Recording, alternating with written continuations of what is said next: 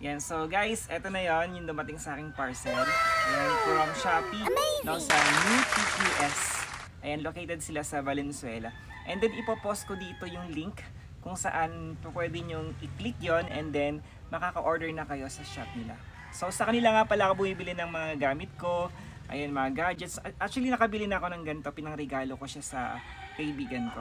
So, napakamura lang nito for only 145 pesos. Meron ka ng ganito kaastig na wireless earphone. Okay?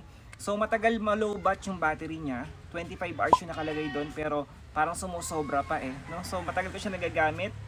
1 week, minsan ganun, hindi pa siya low-bat. Ayan. So, pwede ka rin mag-answer ng call dito. Ayan. And then, makinig ng music. Ayan, manood sa YouTube habang nakalagay sa'yo yung earphone na to.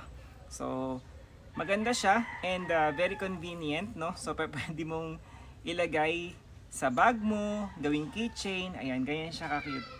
Then, napakadali niyang gamitin, oh. Ayan. So, ganun lang. Pupul mo lang. Then, lagay mo sa tenga. Ayan, compatible siya sa Apple or Android. Okay? So, ayan. Ang ganda-ganda niya.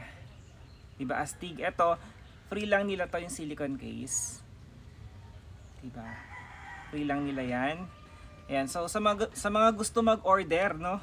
So, click nyo lang yung link. Ayan, para maka-order kayo sa kanila.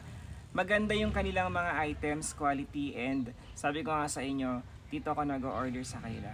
Ayan. So, thank you so much. Again, New TQS. Ayan. Available po ito sa Shopee.